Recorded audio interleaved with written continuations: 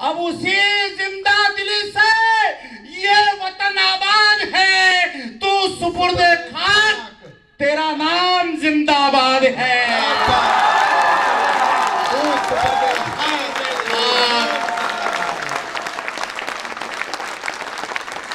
सूरमा की शेरनी माँ क्या गजब ही कर गई, क्या गजब ही कर गई।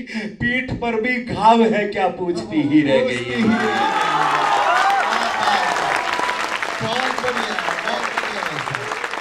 दंदनाता एक गोला वीर से टकरा गया।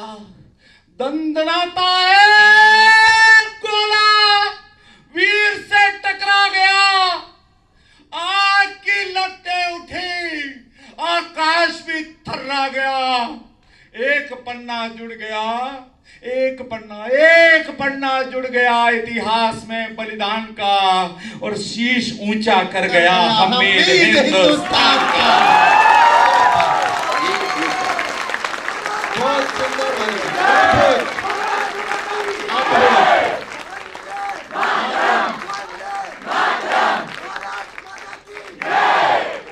तुम्हें ही वेदिका समिधा हवन की ज्वाल बनना है।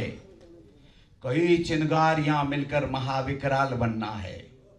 कवच धारण करो वीरो, कवच धारण करो वीरो, वतन की ढाल बनना है। तुम्हें दुश्मन दरिंदों का विघाती काल बनना है। अनंत का सम्यक सफर अविराम बनना है। यहां से वहां तक का सफर करना है। अनंत का सम्यक सफर अविराम बनना है। बनारस की सुबह पावन अवध की शाम बनना है। समर्पण साधना मंगल भुवन निष्काम बनना है। अरे ओ राम के भक्तों, तुम्हें ही राम बनना है।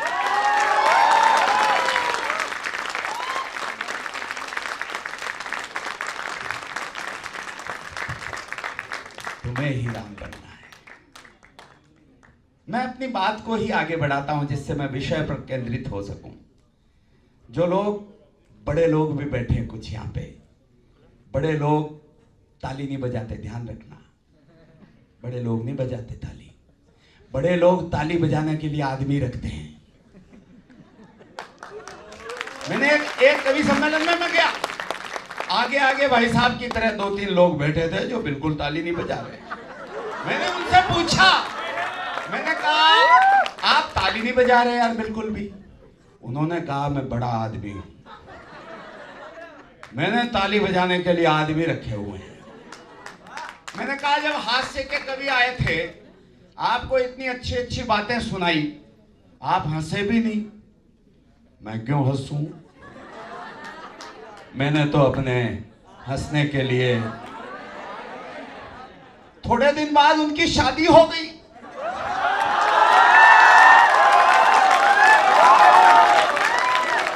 भाई साहब मिल गए मेरे को। मैंने कहा अकेले कहां घूम रहे हो? मैंने कहा कि भाई साहब अकेले कहां घूम रहे हो? बोले हनीमून पर आया हूं। मैंने कहा अकेले? तो बोले मैंने आदमी रखे हुए।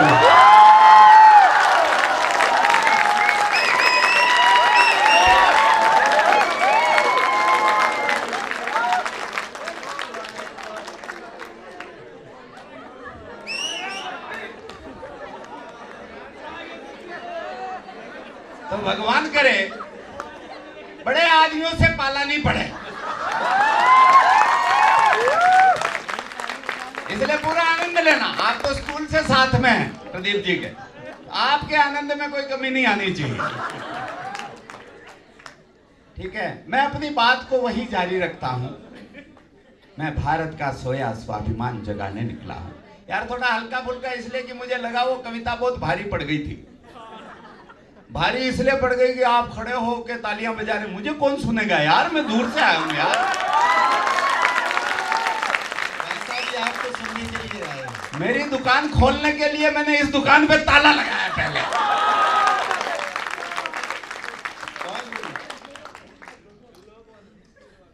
सदियों तक भारत माता ने बलिदानों का दर्द सहा। यार अपने भीतर के हिंदुस्तान को जिंदा करना। आज हम हैं ये इस बात का प्रमाण है कि हमारे पूर्वजों ने उन आक्रांताओं से युद्ध किया था और जीते थे। ये इस बात का प्रमाण है, वरना हम नहीं होते यार। बहुत बुरा कालखंड था वो, बहुत बुरा कालखंड था। सदियों तक भारत माता ने बलिदानों का दर्द सहा। क्रांति युद्ध के कालखंड। थोड़ी आवाज बढ़ा दो भैया, 4-5 जने वहां क्या कर रहे हैं यार, छोड़ दो। और थोड़ी सी आवाज बढ़ा के फिर थोड़ा दूर हट जाओ, आपस में बात मत करो बेटा। थोड़ी सी आवाज बढ़ा दोगे इसकी, कर दो जरा, सुनिएगा। और ये रिकॉर्डिंग वगैरह सब बंद कर दो, कोई मतलब नहीं है। ये सब आपको मिलेगा, ये सब आपको YouTube पे मिल जाएगा, कोई नई बात नहीं है। केवल आप नए हो और आपके लिए मैं नया हूं, और कुछ नहीं है। सुनिए सुनिए। और मोबाइल की रिकॉर्डिंग करने से क्या दिक्कत आती है मैं एक और बता देता हूं। हम वर्तमान में नहीं रह पाते यार, और मुझे क्या नुकसान होता, व्यक्तिगत नुकसान। आपका एक हाथ इसमें बिजी हो गया, एक हाथ से तो काम ताली का हो नहीं पाएगा। मुझे एक ताली का भी नुकसान हो गया तो घर तक मेरे को चिंता रहेगी यार, एक ताली कम बजी थी। इसलिए अपन वर्तमान में रहेंगे यार, ठीक है। सदियों तक भारत माता ने बलिदानों का दर्द सहा। क्रांति युद्ध के कालखंड में फिर बेटों का रक्त बहा। आजादी तो मिली हमें पर लाशों के अंबारों पर। आजादी तो मिली हमें पर लाशों के अंबारों पर। भारत माता झुलस गई पर अडिग रही अंगारों पर। क्या बात, बहुत सुंदर, बहुत सुंदर। आजादी के अमृत घट में उसे हलाहल पीना था। आजादी के अमृत घट में उसे हलाहल पीना था। दोनों हाथ कटे माता के छलनी छलनी सीना था। क्या बात है, बहुत सुंदर भाई साहब, बहुत सुंदर, बहुत सुंदर, बहुत दो सुंदर। पंक्तियां केवल आपके लिए पढ़ता हूं, आप नहीं होते तो ये 2 पंक्तियां नहीं पढ़ता। कई जगह वो 2 पंक्तियां जो अभी बोलने जा रहा हूं नहीं पढ़ता हूं, क्योंकि मुझे लगता है ये 2 पंक्तियां सुनने के अधिकारी लोग नहीं है। लेकिन यहाँ गुरु गोविंद सिंह की परंपरा के लोग बैठे हैं, उधर मेरे भैया बैठे हैं, इधर मेरे भैया बैठे हैं। तब निवेदन करना चाहता हूं, आज पंजाब भटक रहा होगा, ये पीढ़ी है जो इस पंजाब को संभाल के दिखाएगी। बहुत सुंदर भाई साहब। मैं ये 2 पंक्तियां आपके लिए खास पढ़ता हूं, और केवल मुझे समझदार लोग बताना कि हम समझ गए। निवेदन करता हूं, स्वागत। जो भारत के बंटवारे पर थे बिल्कुल तैयार नहीं, जो भारत के बंटवारे पर थे बिल्कुल तैयार नहीं, वही अहिंसक निकले कातिल, असली जिम्मेदार कहीं। क्या बात है, क्या बात है, क्या बात है। बहुत बहुत बड़ी बात है। बहुत कम लोग हैं जो समझ नहीं पाए, या तो बहुत भाषा के बड़ी कारण बात नहीं है। समझ पाए। आप लोग शायद दक्षिण भारत से है ना? कहाँ से हैं सर? तमिलनाडु से। मैं भी तमिलनाडु गया था। हम अभी राम वन गमन पथ यात्रा करके आए, कविता की, राम की कविता सुनाते हुए आए। कहाँ से आए? अशोक वाटिका, श्रीलंका से आरंभ की हमने यात्रा, और हम रामेश्वरम गए शिवरात्रि पर, और रामनवमी पर अयोध्या पहुंचे।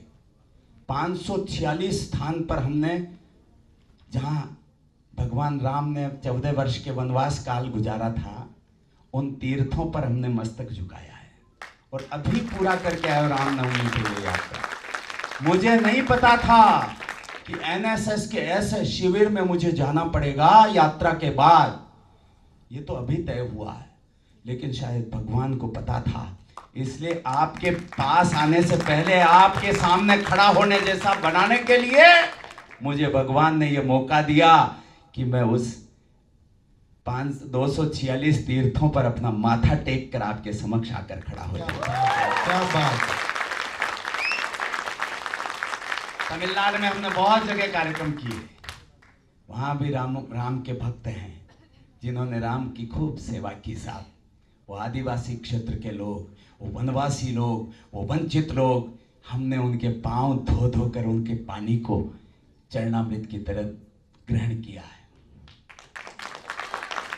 क्योंकि राम जी आते वक्त, लौटते वक्त विमान से आए थे, आते वक्त वो उस मार्ग से वापस नहीं आए थे जिनको ये कहकर गए थे कि लौटते पर मिलेंगे, लौटते पर वो मिल नहीं पाए।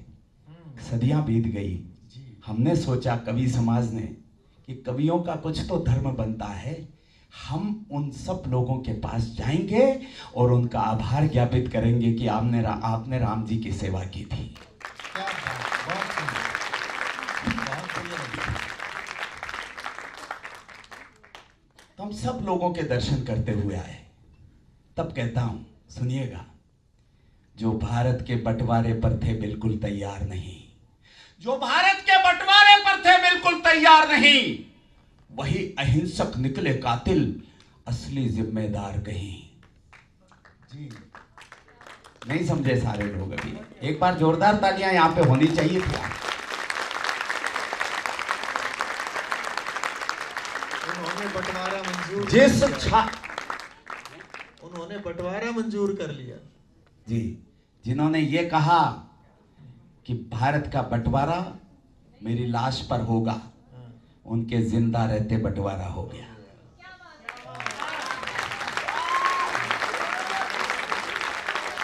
बहुत बड़ी बात। जिस छाती से लिपट चिपट कर, यार पीछे तक एक एक चैतन्य व्यक्ति यहां पर विराजमान है।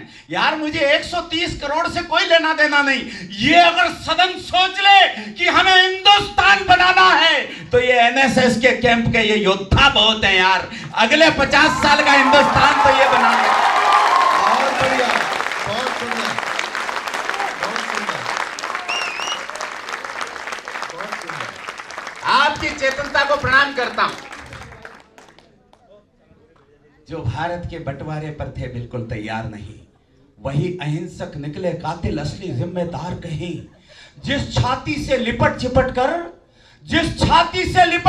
कर भारत मां का क्षीर पिया, हिंदू मुस्लिम बनकर हमने उस छाती को चीर दिया। क्या बात है, क्या बहुत बहुत बहुत बहुत बड़ी बात कह दी है, बहुत बड़ी बात कह दी है, बहुत बहुत बड़ी बात है, बहुत सुंदर, बहुत सुंदर, बहुत सुंदर।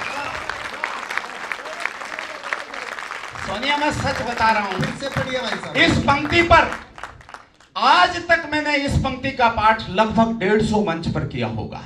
150 मंचों पर मैंने इस कविता को सुनाया और इस पंक्ति का पाठ किया होगा। किसी 150 मंच में से आज तक ऐसा क्षण नहीं आया जैसा आज के इस सदन में आया। भाई साहब पुनः पढ़िए, एक बार फिर पढ़िए, ये पंक्तियां फिर से पढ़िए। जो भारत के बंटवारे पर थे बिल्कुल तैयार नहीं, वही अहिंसक निकले कातिल, असली जिम्मेदार कहीं। भारत जिस छाती से लिपट चिपट कर भारत मां का क्षीर पिया, जिस छाती से लिपट चिपट कर भारत मां का क्षीर पिया, हिंदू मुस्लिम बनकर हमने उस छाती को चीर दिया।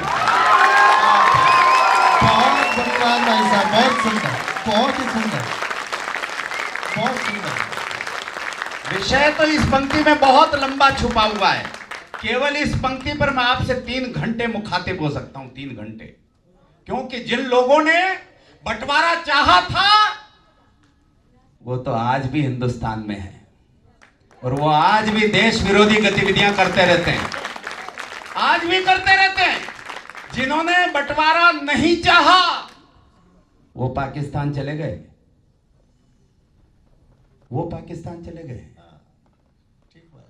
और जहां से आतंकवादी गतिविधियां होती हैं वो पीओके, जो भारत की धरती है, जो हमारे कश्मीर की धरती है, उसका 54%। आदित्य कहां है? मेरे को लेने आए थे। आदित्य है कि नहीं? ग्रेट, आगे आओ बेटा, यहां पे आओ, मैं तुम्हें बताता हूं, आ जाओ।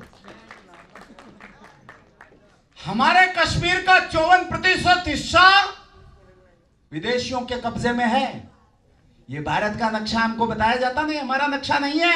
आप सब इंटेलिजेंट लोग हैं, खोल के देखना, ये हमारा नक्शा नहीं है, बेवकूफ बनाया जाता हमको। 54% हिस्से पर विदेशियों का अधिकार है और आजाद भारतवर्ष में 2 बार दोनों सदनों में, राज्यसभा और लोकसभा दोनों सदनों में सर्वसम्मत प्रस्ताव है। एक एक व्यक्ति ने समर्थन किया कि पीओके की जमीन भारत की है और हम हमारी जमीन वापस लेकर रहेंगे।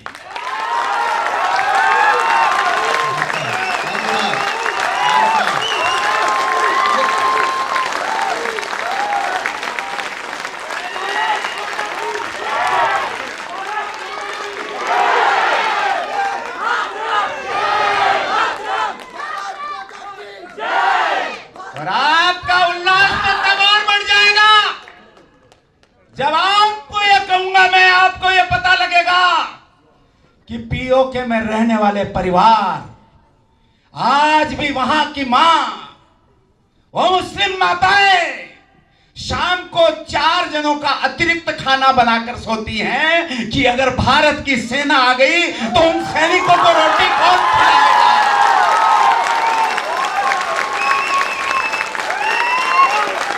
भाई साहब, आज भारत की युवा संसद ने भी सर्वसम्मत प्रस्ताव पास किया है।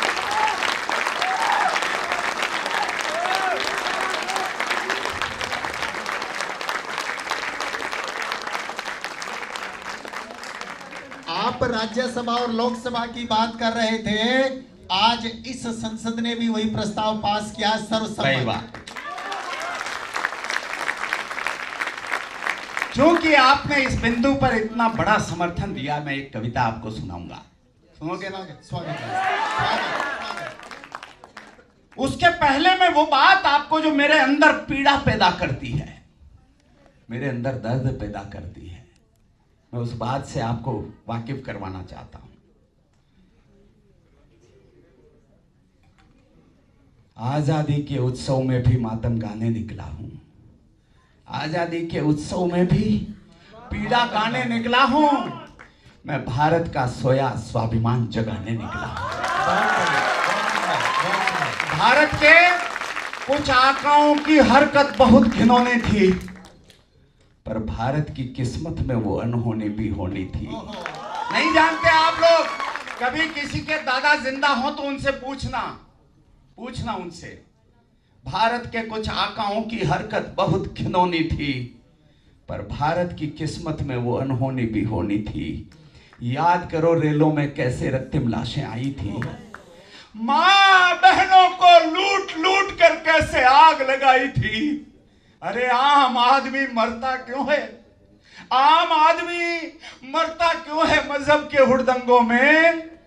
इसका उत्तर छुपा हुआ है राजनीति के रंगों में। बहुत सुंदर, बहुत सुंदर भाई साहब, बहुत सुंदर, बहुत सुंदर, बहुत सुंदर, बहुत सुंदर। इसका उत्तर छुपा हुआ है राजनीति के रंगों में।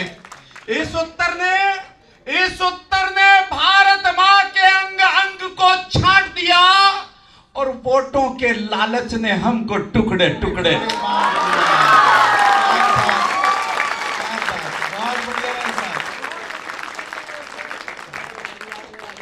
विश्व वंदिता वेद भूमि की व्यथा सुनाने निकला हूं, मैं भारत का सोया स्वाभिमान जगाने निकला। मैंने कहा था यहां पर गुरु गोविंद सिंह की परंपरा के लोग बैठे हैं सदियों तक, आज याद करना यार उनको। अंगारों के पथ पर भी हम कभी मौत से डरे नहीं, और 100 घाव सहे सीने पर मरकर भी हम मरे नहीं। बारूदी चिंगारी क्या है, बारूदी चिंगारी क्या है? दावा नल से जले नहीं, दीवारों में चिने गए पर धर्म युद्ध से टले नहीं। दीवारों में चिने गए पर धर्म युद्ध से। कहां पंजाब, कहां यहाँ? बोलो गुरु गोविंद सिंह की, गुरु गोविंद सिंह जी की।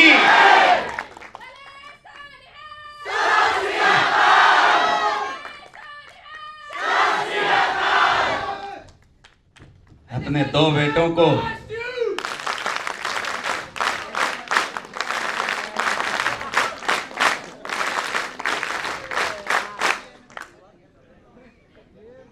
यार, मेरा एक काम खराब हो गया आज। मुझे मेरे घर बिना दिल के जाना पड़ेगा आज।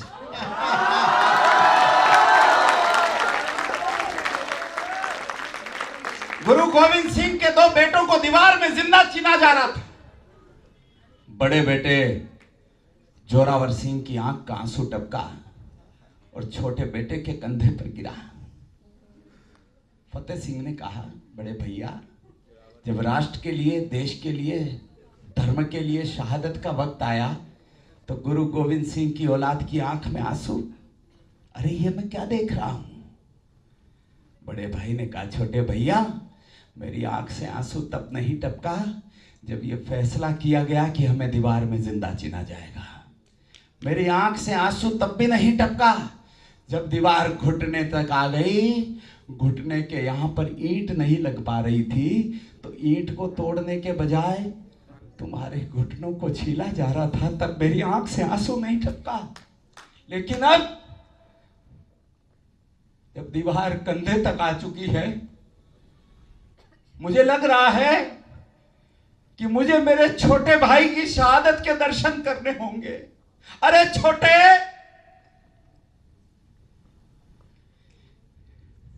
इस धरती पर पहला कदम मैंने रखा रे, पहली सांस मैंने ली थी। यह अधिकार तो मेरा बनता था कि तुम मेरी शहादत के दर्शन अपनी आंखों से कर लेते।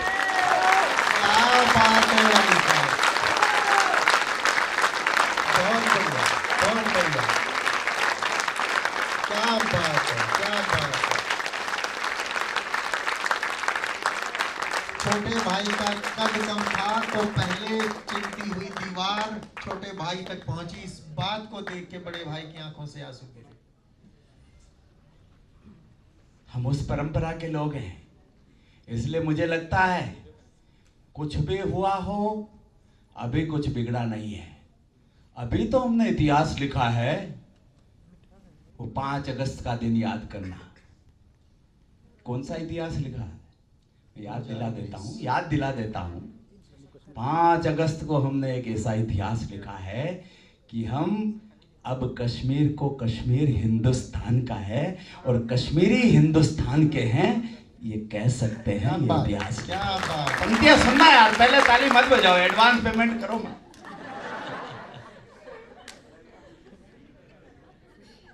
पंक्तियां क्या लिखी? नहीं भाई साहब, आनंद आ रहा है, पूरा समय आपका।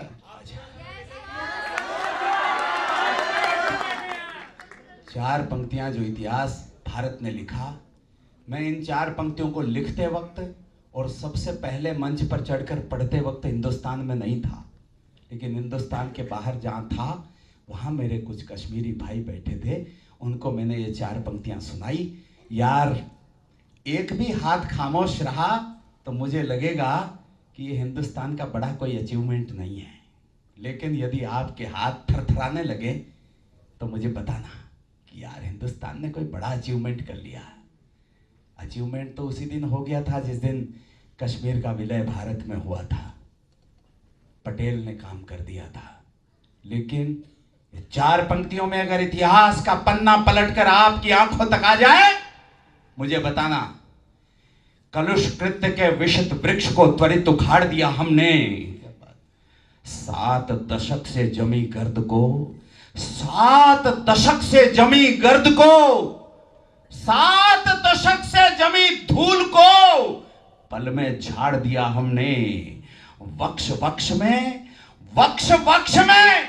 वो सीन किस किस को याद है मुझे पता नहीं, जब एक सैनिक दस्ता जा रहा था, कुछ कश्मीरी लोग चप्पल से, थप्पड़ से, मुक्कों से उनके ऊपर वार कर रहे थे और वो विनम्रता पूर्वक वो सारे लोग उस सब अपमान को बर्दाश्त कर रहे थे जिन्होंने वर्दी धारण कर रखी थी। किस किस को सीन याद है? हाथ उठाकर बता दो। अब मुझे चौथी पंक्ति पर आशीर्वाद देना। मुझे लगे कि एनएसएस के इस शिविर से आशीर्वाद प्राप्त करके मैं घर जा रहा हूं। अब मैं जहां भी जाऊं तो मुझे यह एहसास होना चाहिए कि नेताजी सुभाष यूनिवर्सिटी में उस सदन ने एनएसएस के शिविर में जो आशीर्वाद प्रदान कर दिया है, इसका मतलब हिंदुस्तान ने एक अमिट विश्वास और इतिहास लिखा है। सुन लेना, कलुष कृत्य के विषित वृक्ष को त्वरित उखाड़ दिया हमने। 7 दशक से जमी गर्द को पल में झाड़ दिया हमने। वक्ष वक्ष में अमर तिरंगा झंडा गाड़ दिया हमने। वक्ष वक्ष में अमर तिरंगा झंडा गाड़ दिया हमने। दफा 370 वाला पन्ना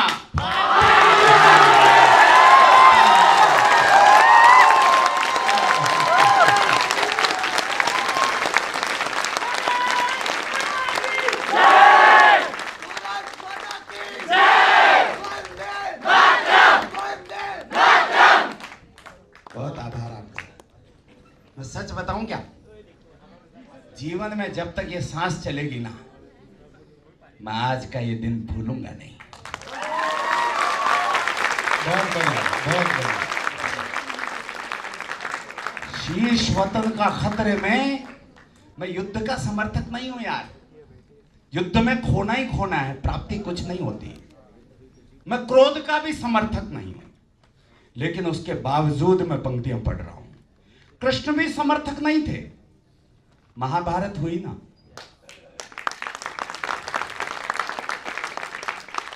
कृष्ण समर्थक नहीं थे, कृष्ण युद्ध नहीं चाहते थे। राम भी लंका में युद्ध के समर्थक नहीं थे। उन्होंने अंगद को भेजा था कि जाओ बातचीत से मसले को सुलझालो, लेकिन हो नहीं पाया। मैं भी समर्थक नहीं हूं, मैं भी नहीं चाहता कि नरसंहार हो, नुकसान हो, युद्ध हो, लेकिन यार पंक्तियां पढ़नी पड़ती है। शीश वतन का खतरे में, हम इससे भी अनजान नहीं। गीदड़ या बकरों से डरती शेरों की संतान नहीं। तुलसी ने लिख डाला, तुलसी ने लिख डाला, भय बिन प्रीत नहीं हो सकती है। तुलसी ने लिख डाला, भय बिन प्रीत नहीं हो सकती है, और युद्ध घोष के बिना हमारी जीत नहीं हो सकती है। युद्ध ठानकर सीमाओं पर कदम बढ़ाना ही होगा। क्यों युद्ध करना पड़ेगा? युद्ध ठानकर सीमाओं पर कदम बढ़ाना ही होगा। अरिमुंडों से चामुंडा का वक्ष सजाना ही होगा। जिस दिन भारत गीदड़ या बकरे की मुंडी काटेगा। बहुत समझाने की जरूरत नहीं है यार। मेरे गुरुदेव कहते हैं कि जब समझदार लोग बैठे हों तो समझाने की आवश्यकता नहीं, वो समझ लेते हैं, है ना। गीदड़ या बकरों से डरती शेरों की संतान नहीं। तुलसी ने लिख डाला, भय बिन प्रीत नहीं हो सकती है, युद्ध घोष के बिना हमारी जीत नहीं हो सकती है। युद्ध ठान कर सीमाओं पर कदम बढ़ाना ही होगा। अरिमुंडों से चामुंडा का वक्ष सजाना ही होगा। जिस दिन भारत गीदड़ या बकरे की मुंडी काटेगा, अरे पाक, चीन क्या अमेरिका भारत के तलवे चाटेगा।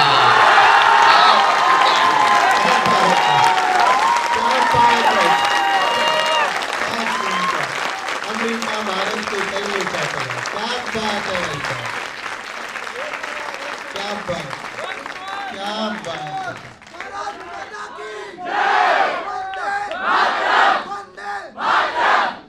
जब भी वंसमोर होता है किसी भी मंच पे, और मैं वो पंक्ति दोबारा पढ़ता हूं, तो वापस उतना रिस्पॉन्स नहीं आता, लेकिन यहां आता है, मुझे पता है। जिस दिन भारत गीदड़ या बकरे की मुंडी काटेगा, पाक, चीन क्या अमेरिका भारत के तलवे चाटेगा।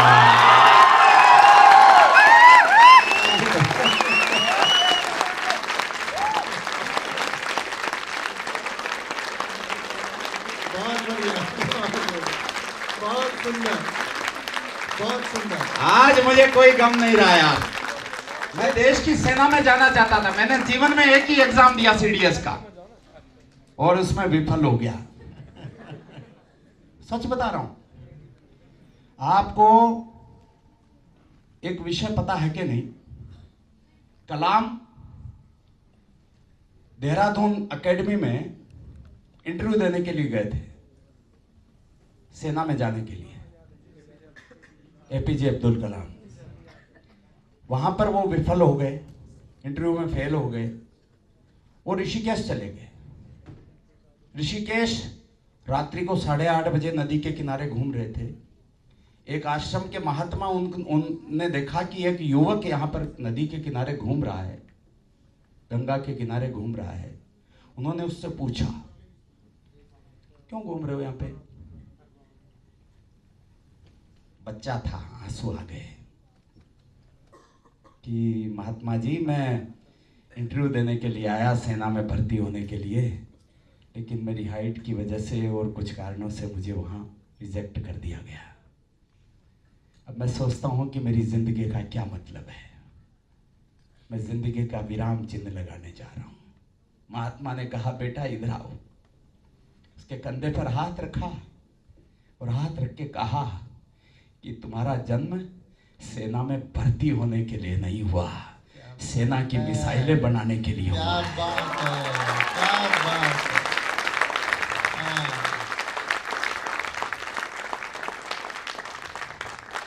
मुझे भी लगता है कि उन संत का आशीर्वाद कहीं मुझे भी मिला होगा प्रत्यक्ष तौर पे, और इसलिए मैं आपके सामने खड़ा हूं। अगर मैं कहीं सेना में होता तो आज आपके सामने नहीं होता। तब पंक्तियां पढ़ता हूं कि फिर से निर्मल कर सकते हो तुम गंगा के धारों को। अभी कुछ नहीं बिगड़ा है, हिंदुस्तान का अभी भी कुछ नहीं बिगड़ा है। जब तक आप जैसे लोग बैठे हैं, विश्व में क्या इस ब्रह्मांड में किसी की ताकत नहीं जो हिंदुस्तान के ऊपर आंख उठाकर देख सके।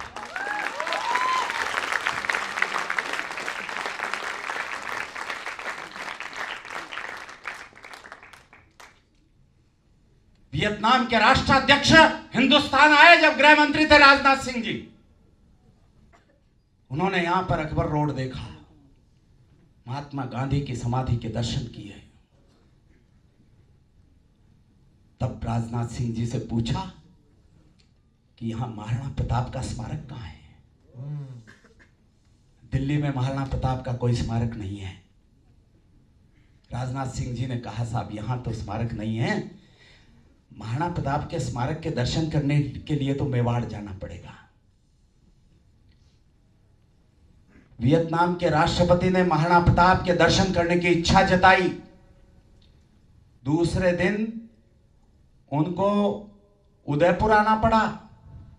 उदयपुर में महाराणा प्रताप का नवनिर्मित स्मारक, वहां वियतनाम के राष्ट्रपति ने वहां दर्शन किए। दर्शन करने के बाद तमाम प्रेस वगैरह सब लोग थे। दर्शन करने के बाद जैसा अपन माता पिता के चरणों में अष्टांग प्रणाम करते हैं, किसी मंदिर में अष्टांग प्रणाम करते हैं, वैसे वियतनाम के राष्ट्राध्यक्ष महाराणा प्रताप की मूर्ति के समक्ष अष्टांग प्रणाम कर रहे थे। और जब उठे तो वहां से एक मुट्ठी मिट्टी लेकर उठे, अपने आलीशान पर्स में उस मिट्टी को रखा।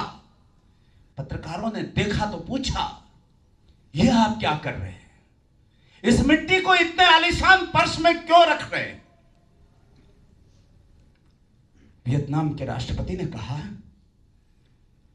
पत्रकार महोदय, जिसे आप मिट्टी कह रहे हैं, ये मिट्टी नहीं है, ये महाराणा प्रताप के चरणों का चंदन है। क्या बात है। स्वाभिमान के इस चंदन को मैं वियतनाम ले जाना चाहता हूं, वियतनाम की माटी में इसका कण कण खोल देना चाहता हूं। अरे विश्व की कोई ताकत इस मिट्टी के वहां घुल जाने के बाद वियतनाम पर नजर नहीं उठा पाएगी। सत्य घटना है यह। दूसरे दिन तमाम अखबारों ने छापा उसको। कितने लोग हैं जिन्होंने महाराणा प्रताप के दर्शन किए, उस स्मारक के दर्शन किए? कोई है यहाँ पे? अगर ईश्वर जीवन में कभी आपको मौका दे तो जाइएगा, महाराणा प्रताप के स्मारक के दर्शन कीजिएगा, हल्दी घाटी के दर्शन कीजिएगा, जहां की माटी दीपावली के पूजन पर योगेंद्र शर्मा के घर पर लक्ष्मी जी के पास रखी होती है, उसका भी उतना ही पूजन, सम्मान से पूजन होता है जितना लक्ष्मी जी का पूजन होता है। क्या बात। आइएगा, जीवन में कभी मौका मिले जरूर आइएगा, चित्तौड़ के दर्शन कीजिए, हल्दी घाटी के दर्शन कीजिए। और आप सबकी उपस्थिति में जब आधा हिंदुस्तान इस प्रांगण में मौजूद है, एनएसएस के लोग हैं, एक प्रस्ताव मेरे मन से, वो ईश्वर कहलवारा, मुझे पता नहीं कि अच्छा है कि खराब है। आप लोग सहमत होंगे कि नहीं मुझे ये भी पता नहीं, लेकिन यार मेरे मन की बात होती है, कभी अकेले में, कभी फोन पे, कभी सामने बैठकर प्रदीप देशवाल के सामने रखता रहता हूं। मेरा मन कह रहा है ये बड़ी यूनिवर्सिटी है, नेताजी सुभाष यूनिवर्सिटी है, अनेक पार्क हैं जिनके नाम पर शहीदों के नाम लिखे हुए हैं, जिनके छाती पर। एक छोटा सा पार्क है, महाराणा प्रताप की मूर्ति मेवाड़ आपको देगा। महाराणा प्रताप की एक मूर्ति इस प्रांगण में भी स्थापित कर दीजिएगा, जिससे दिल्ली के लोगों को अगर महाराणा प्रताप के दर्शन करने हो तो नेताजी सुभाष यूनिवर्सिटी में आकर कर पाएंगे।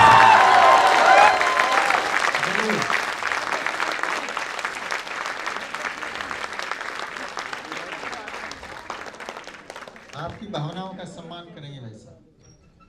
और तब बड़े हौसले के साथ पंक्तियां पढ़ता हूं। फिर से निर्मल कर सकते हो तुम गंगा की धारों को, फिर दावानल कर सकते हो दहक रहे अंगारों को। दावानल अग्नि का ज्वलंत रूप, अग्नि का प्रचंड रूप दावानल कहलाता है। फिर दावानल कर सकते हो दहक रहे अंगारों को, फिर हुंकार बना सकते हो इनकलाब के नारों को, तो मुट्ठी में कर सकते हो सूरज चांद सितारों को। क्या बात है, क्या बात है। तुम चाहो तो कतरा कतरा रत्नाकर हो सकता है। रत्नाकर कहते हैं समुद्र को। तुम चाहो तो कतरा कतरा रत्नाकर हो सकता है। तुम चाहो तो कंकर कंकर शिव शंकर हो सकता है। रोक कर रखना तालियां, अब तालियों को रोक कर रखना। मैं दो पंक्तियां और पढ़ रहा हूं और उन दो पंक्तियों पर चेतना के दर्शन करना चाहता हूं। तुम चाहो तो कतरा कतरा रत्नाकर हो सकता है। तुम चाहो तो कंकर कंकर शिव शंकर हो सकता है। तुम चाहो तो राम राज्य का दौर शुरू हो सकता है। और तुम चाहो तो भारत फिर से विश्व गुरु हो सकता है।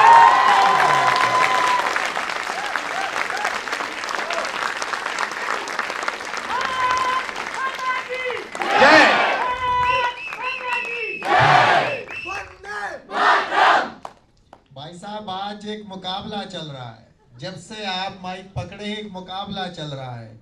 आप यहाँ से ज्यादा अच्छा पढ़ रहे हैं या वहां ज्यादा अच्छा सुना जा रहा है,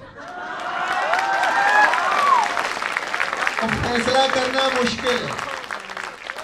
मैं बिना किसी जजमेंट के सार्वजनिक तौर पर अपनी हार को स्वीकार करता हूं।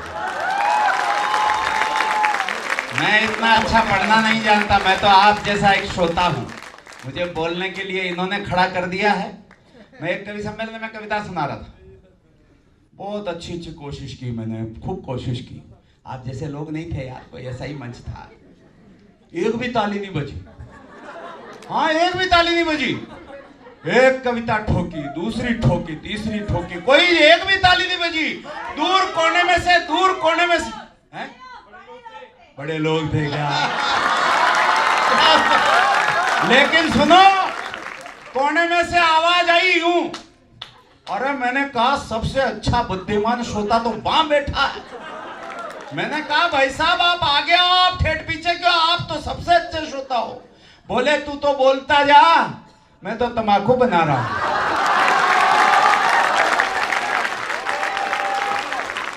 वो भी बड़ा था।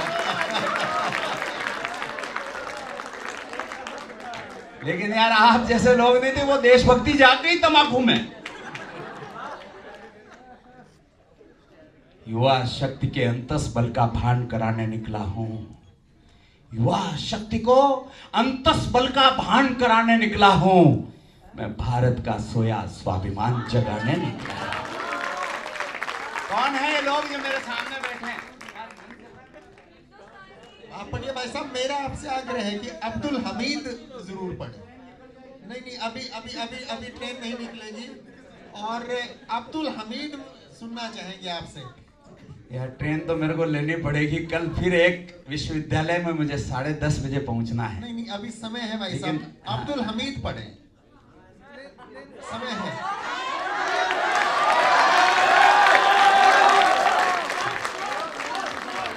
फिर वो जो कविता अभियान की कविता वो नहीं पढ़ पाऊंगा। एक ही बात करेंगे अपन, तो कश्मीर वाली वो कविता सुनाना चाहता था, लोग बैठे हैं।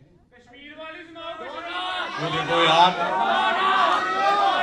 अच्छा सुनो, ऐसा कर लेते हैं, अब्दुल हमीद वाली अगली बार सुनाएंगे, ऐसा तो कर ही सकते हैं। ऐसा भाई साहब देखिए,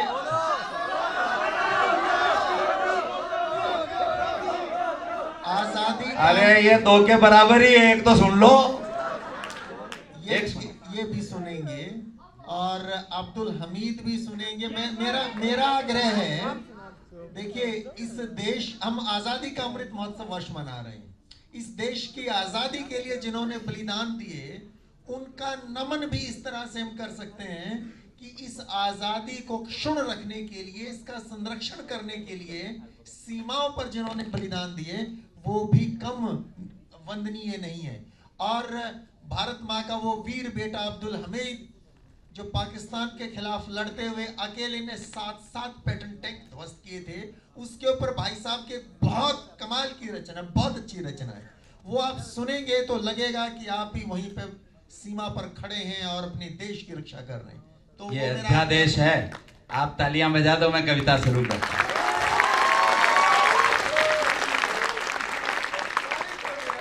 21 परमवीर चक्र आज तक देश में हुए। आज तक हिंदुस्तान ने सेना का सर्वोच्च पुरस्कार, सेना का सर्वोच्च तमगा 21 लोगों को दिया। 21 में से 14 को मरणोपरांत मिला और 7 को जिंदा मिला। 7 में से 3 लोग अभी जिंदा हैं। उनमें से एक परमवीर चक्र विजेता जम्मू में रहते हैं, सूबेदार बाना सिंह, परमवीर सूबेदार बाना सिंह। 2 लोग राइफलमैन संजय कुमार, जो देहरादून में अपॉइंटेड है, अभी वहाँ काम कर रहे हैं एकेडमी में, और एक अभी सेवानिवृत्त हुए परमवीर योगेंद्र सिंह यादव। 17 गोलियां अपने शरीर में उतरने के बाद उस देश के योद्धा को परमवीर चक्र मिला है। जी, वो जिंदा है। मैं एक परमवीर की कविता जैसा, मैं तो सारे परमवीर पर कविताएं लिखता हूं, लेकिन भाई साहब का जैसा आदेश है, मैं एक कविता आपको सुनाता हूं। धामपुर का रहने वाला वीर योद्धा, गाजीपुर जिले में है धामपुर। 65 के युद्ध में हम इतने बलिष्ठ नहीं थे, समर्थ नहीं थे, लेकिन 65 के युद्ध में सामने पैटर्न टैंक, अमेरिका के पैटर्न टैंक लेकर पाकिस्तान खड़ा था। हमारे पास हथियार नहीं थे, हमने गन से युद्ध किया है पैटर्न टैंकों के सामने। लेकिन यार, युद्ध भी मुझे लगता है कि केवल हथियारों से नहीं लड़ा जाता, युद्ध भी यहां से लड़े जाते हैं। क्या बात, हौसले से लड़े जाते हैं। और जिसका हौसला जिंदा है वो कभी मरता नहीं है।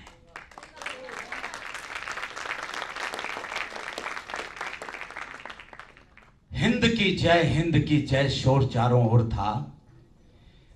घन विभेदी गर्जना का दौर भी घनघोर था। क्या गजब दीवानगी थी, क्या गजब उन्माद था, क्या गजब दीवानगी थी, क्या गजब उन्माद था। पाक की मुर्दानगी पर हिंद जिंदाबाद था। युद्ध सरहद पर छिड़ा ये रेडियो बोला अभी, चल दिया संकल्प लेकर युद्ध में हमीद भी। साथियों को ध्वंस के रणगीत गाते देखकर, सर जमीन पर पाक पैटर्न टैंक आते देखकर, आसमां सी तन गई थी आज उसकी प्रगटियां।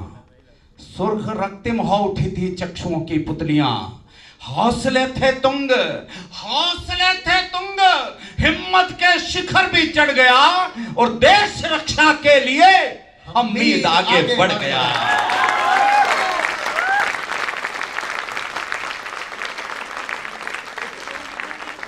वो चला द्रुत वेग से हरी छातियों को चीरता, झुक गया अंबर पगों में, देख उसकी वीरता।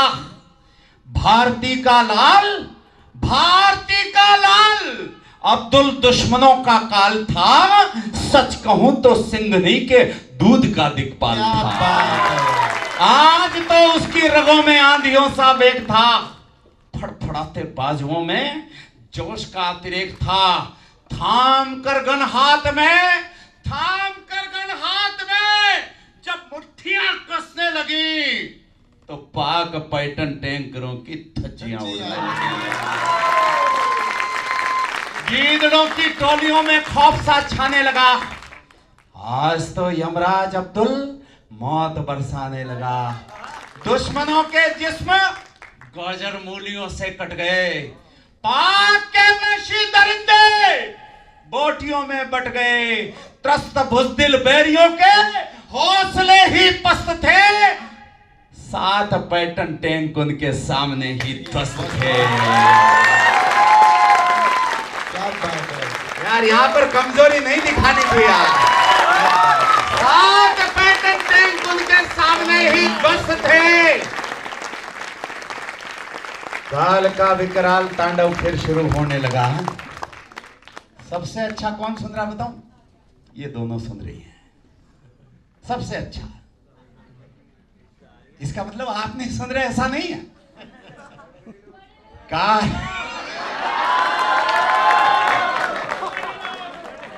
काल का विकराल तांडव फिर शुरू होने लगा, पर उसी पल एक गीदड़ अनवरत रोने लगा। चूड़ियां टूटी कहीं पर अपशगुन होने लगा, चूड़ियां टूटी कहीं पर अपशगुन होने लगा। रुद्ध घायल त्रिषित अब्दुल चेतना खोने लगा। चक्षुओं की लालिमा पर काली मासी छा गई, चक्षुओं की लालिमा पर काली मासी छा गई। यूं लगा हमीद को मां सामने ही आ गई।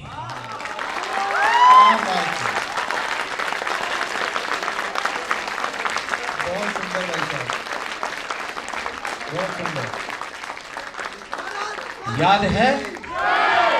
याद है मां ने कहा था, याद है मां ने कहा था लौट कर आना नहीं। याद है मां ने कहा था लौट कर आना नहीं। याद है मां ने कहा था पीठ दिखलाना नहीं। दूध की सौगंध तुमको, याद है मां ने कहा था लौट कर आना नहीं।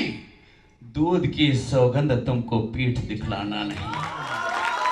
और शान हिंदुस्तान की, कितने देशभक्त बैठे हैं, मैं अब जांच करूंगा। अब कविता शुरू कर रहा हूं। शान हिंदुस्तान की, बेटा तुम्हारे हाथ है। अरे हौसले से युद्ध लड़ना, मां तुम्हारे साथ है।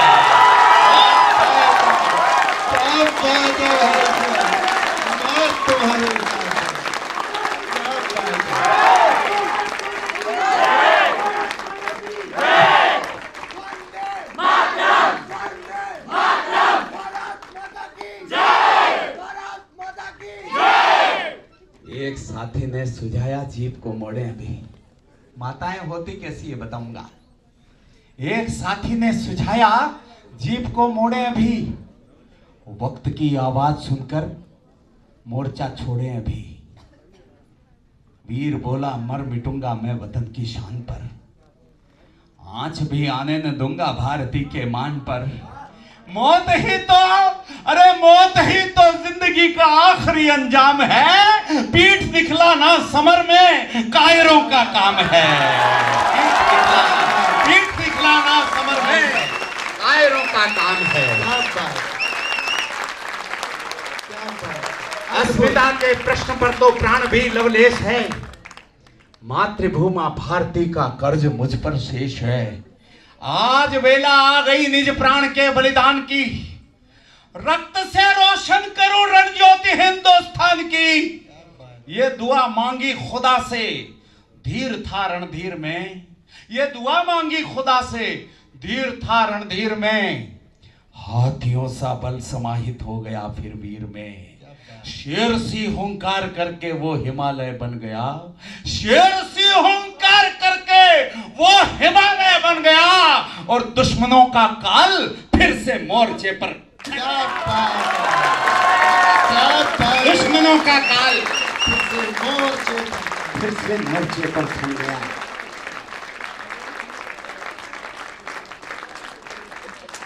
पर खुदा को आज तो कुछ और ही मंजूर था, पर खुदा को आज तो कुछ और ही मंजूर था। पीछे तक के लोग उबासी मत लेना।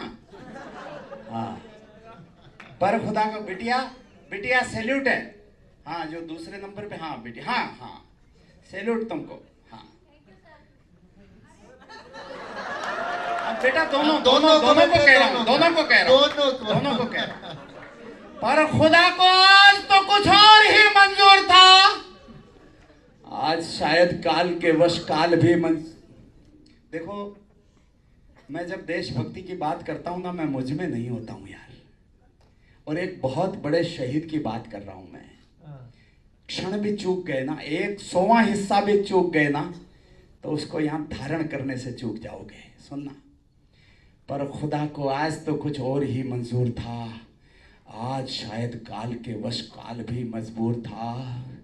दंदनाता एक गोला वीर से टकरा गया, दंदनाता एक गोला वीर से टकरा गया। आग की लपटें उठी, आकाश भी थर्रा गया। एक पन्ना जुड़ गया, एक पन्ना जुड़ गया इतिहास में बलिदान का, और शीश ऊंचा कर गया हमें हिंदुस्तान का। बहुत सुंदर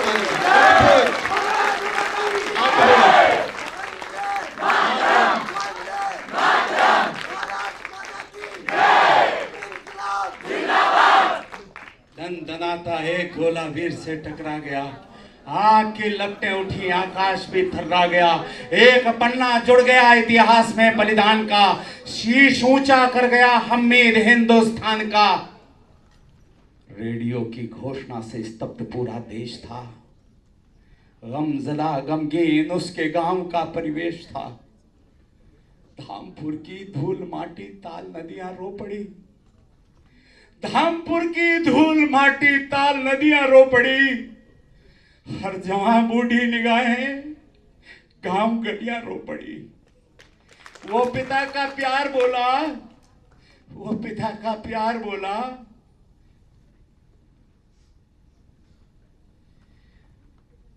मेरा छोटा सा गांव है,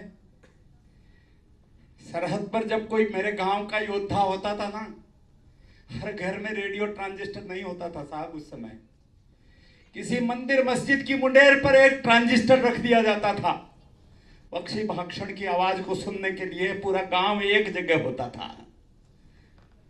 ये पता लगाना था कि आज हिंदुस्तान के युद्ध में हमारे बेटे ने क्या किया है। खबर आती है, रेडियो पर खबर आती है कि आज अब्दुल हमीद शहीद हो गए। पूरा गांव इकट्ठा होता है, पूरा गांव हमीद के घर पर जाता है। दोस्त,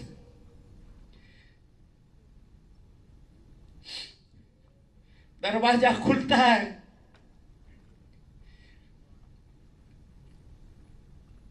सबसे पहले वो पिता बाहर आता है। पंक्तियां सुनो बस। गमजदा गमगीन उसके गांव का परिवेश था। धामपुर की धूल माटी ताल नदियां रो पड़ी। हर जवां बूढ़ी निगाहें गांव गलियां रो पड़ी। वो पिता का प्यार बोला, क्या खबर आई अभी। वो पिता का प्यार बोला, क्या खबर आई अभी। मर नहीं सकता हमीदा, झूठ मत बोलो सभी। गिर पड़ी बीवी रसूलन, गिर पड़ी बीवी रसूलन चूड़ियों को तोड़कर। जा नहीं सकते पिया तुम यूं अकेली छोड़कर। माँ मां लहू के आंसुओं की धार बनकर बह गई। मां लहू के आंसुओं की धार बनकर बह गई। घात की आघात को चट्टान बनकर सह गई। सूरमा की शेरनी मां कैसी होती माताएं? इन शहीदों को, वीरों को पैदा करने वाली माताएं होती कैसी हैं? ये चित्र लगा है। भगत सिंह की मां जेल में उनसे मिलने आ गई। भगत सिंह मां से लिपटे और रोने लगे। मां भी फूट फूट कर रोने लगी। तो भगत सिंह ने मां को चुप कराते हुए कहा, मां तुम रो मत। मां ने कहा, बेटा तुम भी रो रहे थे, तुम फांसी से डर गए ना? भगत सिंह ने कहा, मां मैं फांसी से नहीं डरता मां, मैं शहादत से नहीं डरता मां, लेकिन मेरी शहादत के बाद अगर तुम रोने लगी, देश कहेगा कि भगत सिंह एक कमजोर मां का बेटा था। तुम आंसू मत बहाना मां।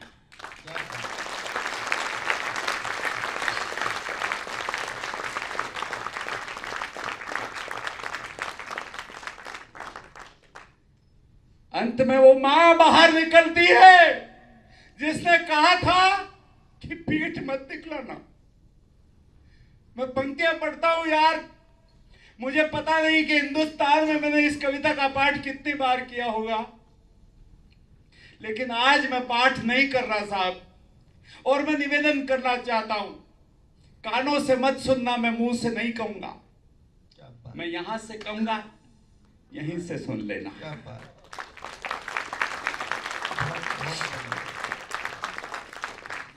वो पिता का प्यार बोला, क्या खबर आई अभी, मर नहीं सकता हमीदा, झूठ मत बोलो सभी, गिर पड़ी बीवी रसूलन चूड़ियों को तोड़कर, जा नहीं सकते पिया तुम यूं अकेली छोड़कर। मां लहू के आंसुओं की धार बनकर बह गई, घात की आघात को चट्टान बनकर सह गई। सूरमा की शेरनी मां, सूरमा की शेरनी मां। मैंने इस पंक्ति से अच्छा मेरे जीवन में कुछ नहीं लिखा, कुछ नहीं, सब बकवास। इस पंक्ति से अच्छा कुछ नहीं लिखा। सूरमा की शेरनी मां क्या गजब ही कर गई, क्या गजब ही कर गई, पीठ पर भी घाव है क्या पूछती ही रह गई। बहुत बढ़िया, बहुत सुंदर, बहुत सुंदर, बहुत सुंदर, बहुत सुंदर भाई साहब, बहुत सुंदर। पीठ पर भी घाव है क्या पूछती ही रह गई।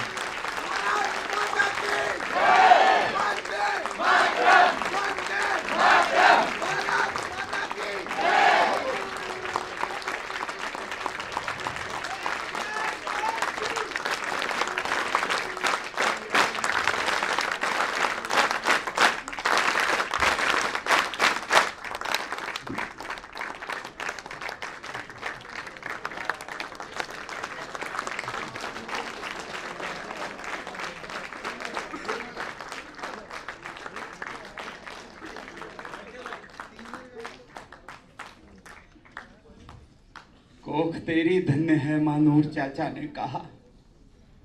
वीर अब्दुल का लहू तो देश की खातिर बहा।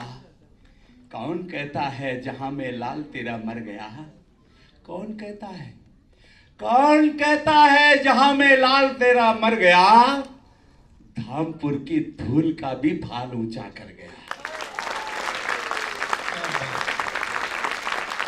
धन्य है बलिदान तेरा, तू वतन की शान है, धन्य तेरी मौत पर ये जिंदगी कुर्बान है। वो दिलेरी धन्य तेरी, वो दिलेरी धन्य तेरी, देश को अभिमान है और वीरता का चक्र देकर धन्य हिंदुस्तान है। वीरता का चक्र देकर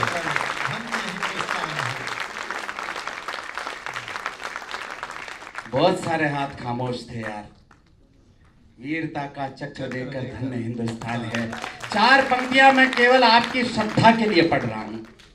ये आपको अवसर है कि इस माध्यम से हम हमारी श्रद्धा, हम 7.25 लाख लोगों तक तो पहुंच नहीं सकते ना, हम 7.25 लाख लोगों को श्रद्धांजलि नहीं दे सकते ना आज, लेकिन एक अब्दुल हमीद को प्रतीक मान लेना, अब्दुल हमीद को प्रतीक समझ लेना और अपनी श्रद्धा उन तमाम शहीदों तक पहुंचाना।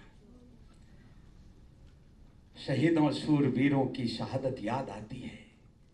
मैं 4 पंक्तियां पढ़ूंगा। शहीदों शूरवीरों की शहादत याद आती है, गजब क्या लोग थे वो बादशाहत याद आती है। इन 4 पंक्तियों में सारी श्रद्धा समेट लेना। यूं कहो तो मौत क्या है, जिंदगी की शाम है। यूं कहो तो मौत क्या है। इनसे अच्छे श्रोता इस कविता के पूरे हिंदुस्तान में नहीं है। मेरे गुरुदेव कहते हैं कि जो कविता का श्रोता होता है वो भगवान होता है। मैंने अभी आपको झुककर इसलिए प्रणाम किया कि आपके भीतर बैठा हुआ भगवान मुझे बुलवा रहा है। इंसान की कोई औकात नहीं वो अपनी जुबान को हिला सके, इंसान की कोई औकात नहीं वो अपनी पलक को ऊंची नीची कर सके। एक क्षण ऐसा भी जीवन में आता है जब ये पलक नीची है तो नीची रह जाती है और ऊपर है तो ऊपर रह जाती है। इंसान की हिम्मत जवाब दे जाती है। 100 गुना ज्यादा वजन इस जीभ में होता है, जुबान में होता है। 100 पलकें एक तरफ रख दो और जुबान को एक पलड़े में रख दो तो 100 पलकों के बराबर वजन होता है जुबान का।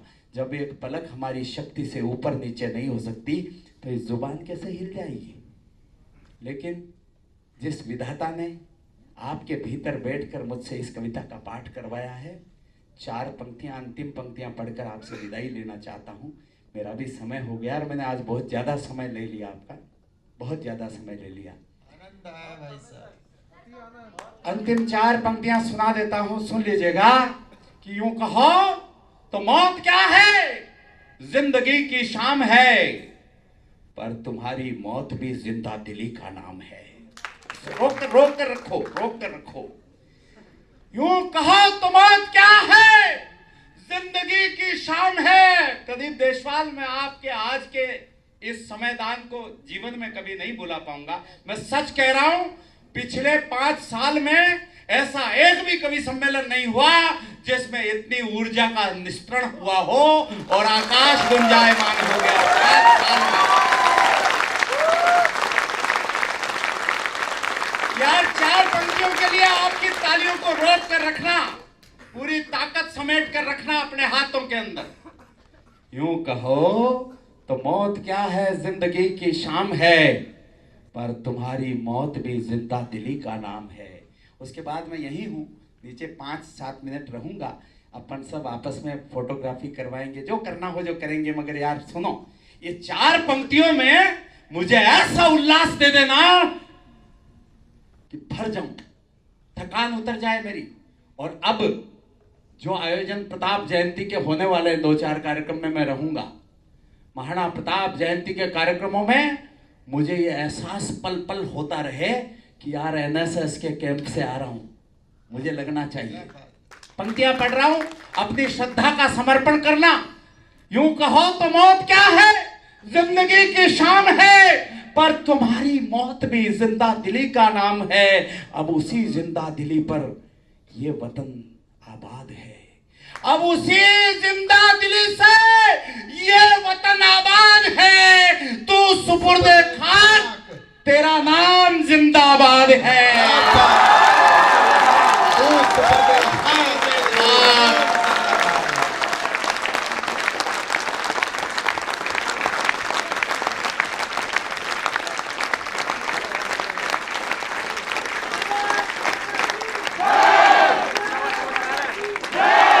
मुझको बुझाने के लिए है, मुझको बुझाने के लिए है। आंधियां घोर पर, आंधियों में भी सदा जलता रहूंगा।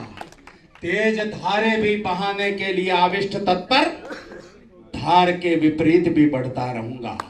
हैं करोड़ों सूर्य लेकिन फैसला मेरा निरंतर। हैं करोड़ों सूर्य, खड़े रहना। हैं करोड़ों सूर्य लेकिन फैसला मेरा निरंतर। दीप हूं मैं, आपके लिए पढ़ रहा हूं। एक एक व्यक्ति के अंदर ये ऊर्जा है, एक एक के अंदर ये दीपक जला हुआ है। दीप हूं आलोक का संकल्प लेकर, मैं तमस्वी बस्तियों की छातियों पर पांव धरकर अंधकारों से सदा लड़ता रहूंगा। अंधकारों से सदा लड़ता रहूंगा। अब मुझे खुश करने के लिए ताकतवर हाथों के साथ मुट्ठी बांधकर कंधे पर अंगूठा झुकना चाहिए और भारत माता की, भारत माता की। यार आवाज में प्रचंडता नहीं है, थक गए।